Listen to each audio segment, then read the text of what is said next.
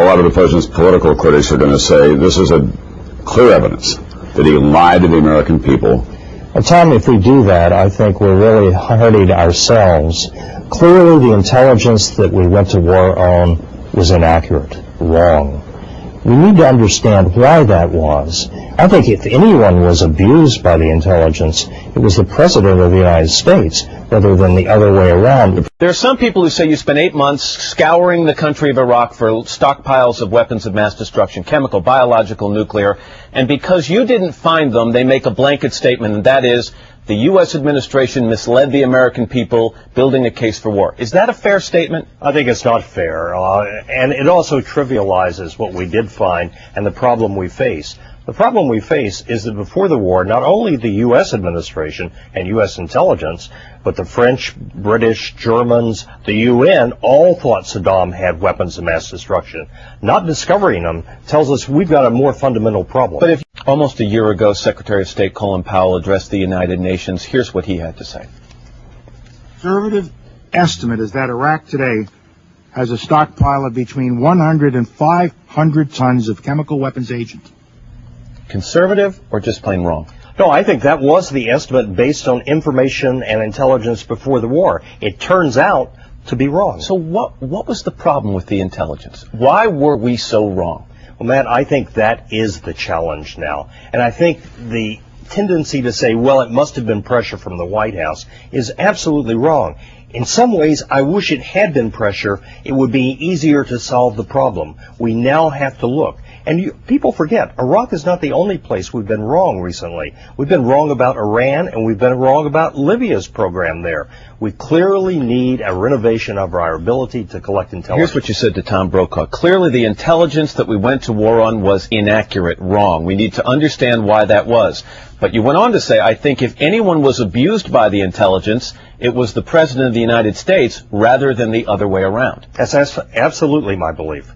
I think, in fact, the President, as all of us, were reacting on the basis of an intelligence product that painted a picture of Iraq that turned out not to be accurate once we got on the ground. Do you feel that, you've come out and started saying these things in the last couple of days. Do you feel your words are being misused and misinterpreted in the political atmosphere that exists today? I think there is a tendency at this time to say got you and try to do politics. I think this is national security and far more important than momentary political gain. I hope that's not what's happening. Let me begin by saying we were almost all wrong, and I certainly include myself here. Senator Kennedy knows very directly. Senator Kennedy and I talked on several occasions prior to the war that my view was that the best evidence that I'd seen was that Iraq indeed had weapons of mass destruction. I would also point out that many governments that chose not to support this war, certainly the French, President Chirac, as I recall, in April of last year, referred to Iraq's possession of WMD. The German, certainly the intelligence service, believed that there were WMD. It turns out we were all wrong, probably, in my judgment. And that is most disturbing. We're also in a period in which we've had intelligence surprises in the proliferation area that go the other way.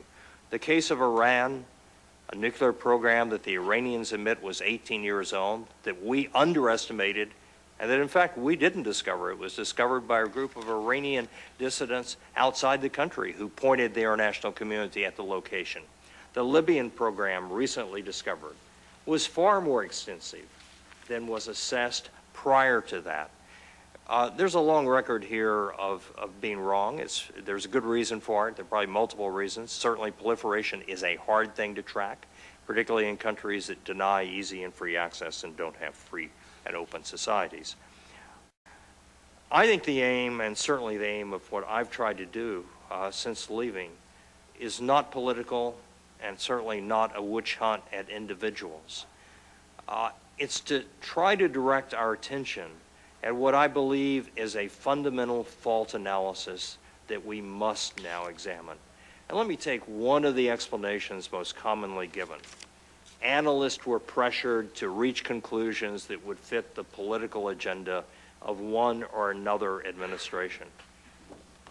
I deeply think that is a wrong explanation. As a leader of the effort of the Iraqi survey group, I spent most of my days not out in the field leading inspections. It's typically what you do at that level. I was trying to motivate, direct, find strategies. In the course of doing that, I had innumerable analysts who came to me in apology that the world that we were finding was not the world that they had thought existed and that they had estimated. Reality on the ground differed in advance. And never, not in a single case, was the explanation, I was pressured to do this. The explanation was very often the limited data we had led one to reasonably conclude this. I now see that there's another explanation for it. It didn't, and each case was different. But the conversations were sufficiently in depth and our relationship was sufficiently frank that I'm convinced that at least of the analysts I dealt with, I did not come across a single one that felt it had been, in the military term, inappropriate command influence that led them to take that position. It was not that. It was the honest difficulty based on the intelligence that had, the information that had been collected that led the analyst to that conclusion. And, you know, almost in a perverse way, I wish it had been undue influence, because we know how to correct that. We get rid of the people who, in fact, were exercising that. The fact that it wasn't tells me that we've got a much more fundamental problem of understanding what went wrong, and we've got to figure out what was there. And that's what I call fundamental fault analysis. And like I say, I think we've got other cases other than Iraq. I do not think the problem of global proliferation of weapons technology of mass destruction is going to go away. And that's why I think it is an urgent issue. But let me just say that while there's a selective process that goes on both ways, there were people in the DOE who believed that those aluminum tubes were indeed for a centrifuge program. It's a lot easier after the fact and after you know the truth to be selective that you were right. I've gone through this a lot in my career. All I can say is if you read the total body of intelligence in the last 12 to 15 years that flowed on Iraq, I quite frankly think it would be hard to come to a conclusion other than Iraq was a gathering, serious threat to the world with regard to WMD. In your discussion with Tom Brokaw, you were asked about the nature of the threat posed by Iraq, and Mr. Brokaw said, but an imminent threat to the United States, and your response was, Tom, an imminent threat is a political judgment. Now, what does that mean? Does that mean that when you're presented with analysis from, in fact, conflicting analysis, that the president can impose a political calculation, particularly a president that seems to have a very preconceived notion of the threat to Iraq? Senator Reid, it means that any president, when he's presented with intelligence, has got to make a choice about how much risk he's prepared to run for the nation that he leads. It is my belief that regardless of political party, after 9/11, the shadowing effects of that horrible tragedy changed as a nation the level of risk that all of us are prepared to run, that we would like to avoid. But where you place yourself on that spectrum of how much risk you're going to run is a political responsibility which elected officials have, and I certainly don't have. And so I think fundamentally that's why in a democracy we elect people like you and we elect a president to make those determinations. It's not a fixed point that is ever going to be carved as pi's constant. It is what's the world look like and how much risk will I run? But part of the intelligence process, I understand, is not only the presentation of evidence and analysis by the agencies, but the probing questioning of leaders, decision makers, particularly when the evidence is not totally reconciled.